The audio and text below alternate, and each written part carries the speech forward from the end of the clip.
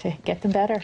And Dr. Jones, for you, you're on the ground running. I mean, you are the people who identify these problems. Hopefully, these families and children get to you. Do you find that that's generally what happens? Typically, they present with either problems in school, and we do get some calls from nurses or parents saying that teachers have noticed that their behavior is not quite right. And unfortunately, a lot of those children are labeled as having ADD, or would you please evaluate my child for ADD, when in fact there are other factors that are contributing to that. And it tends to be very age-related because the younger children tend to have some difficulty focusing. Some of them have trouble with their nutrition. They're not getting good meals before going to school. Many of them have emotional issues that haven't been identified. And I always encourage the parents to be aware that the way that they are taking care of their health certainly affects the children as well. And in high school students, again, there are emotional issues and sometimes just socioeconomic factors that contribute to some of their delay. Ericka, I bet when some of these students, by the time they get to you, you are looking at them from a holistic standpoint. Would that be fair? And what would be included in what you do with the Johnston Y with these young people? I think one of the things is just evaluating where they are as a young person and really getting a sense for their family, because we're not just serving that child, we're serving the family. And I think we've come to realize that if you want to create change, you start with the youngest. And some of the things that we are seeing, the asthma, juvenile diabetes, but specifically young people who are overweight, who are inactive, and who really just have not been equipped to make proper nutritional decisions. And those are just a few of the things that we see on a regular basis. It sounds like an enormous job to regulate or somehow try to impact the health of our children through nutrition in the schools, but I understand you're making progress. Charlotte Mecklenburg Schools is making wonderful progress. First of all, the nation has come to realize that there's a problem. And that really just happened in the past 10 to 5 years. Once that began to happen, Charlotte Mecklenburg got on the bandwagon very quickly. And in fact, we're winning some national recognition for some of the things that we're doing. And I say we because the Mecklenburg County Health Department partners very closely with the school system, and we do this together as a partnership. But some of the wonderful things that have taken place are that we have a wellness policy, which says that all schools need to pay attention to nutrition and physical activity. And part of that wellness policy is what is served in the schools.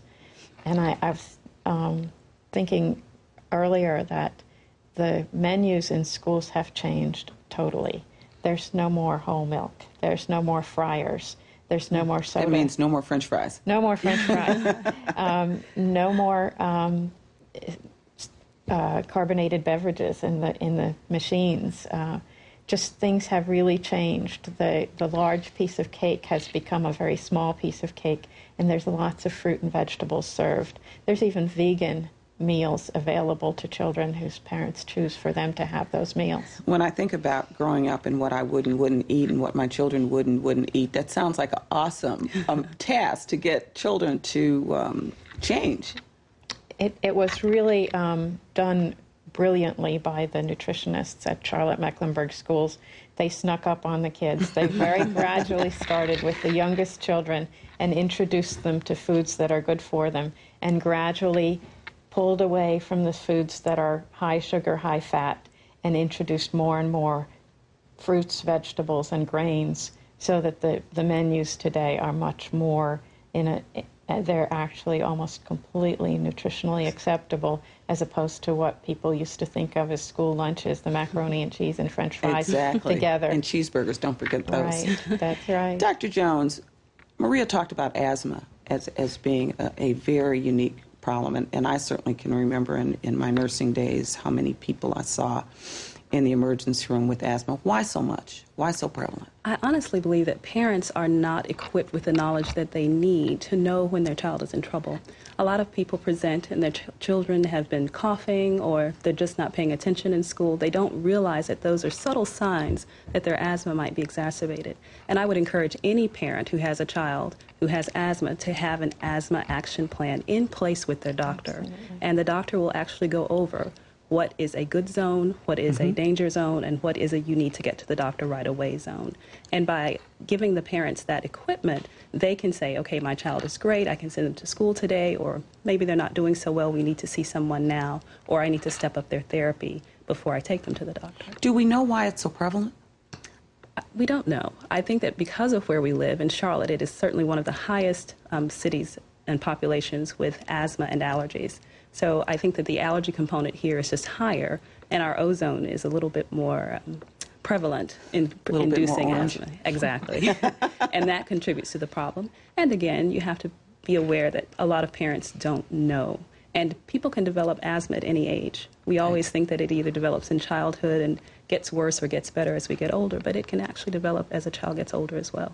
What are the other kinds of issues that present in your practice that you can deal with the kids and the families that they seem to be struggling with? I would agree with both of these ladies that one of the biggest things is obesity. And I think that, again, parents are not aware that a lot of the foods that they are feeding their children are not healthy foods.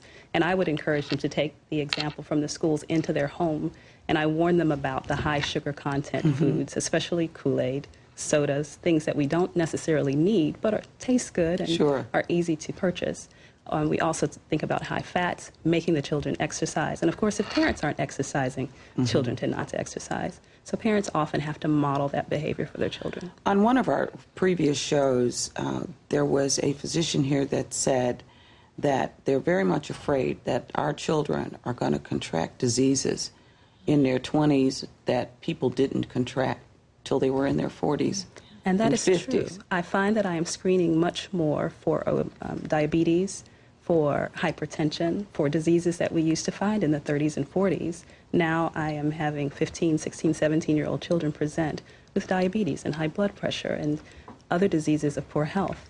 And in America, unfortunately, we tend to have diseases based on excess, whereas in other countries, the diseases are usually based on deprivation. Exactly. When we return, we'll continue to talk with Maria, Ericka, and Dr. Jones about health care in the Charlotte Mecklenburg schools. We'll be back in a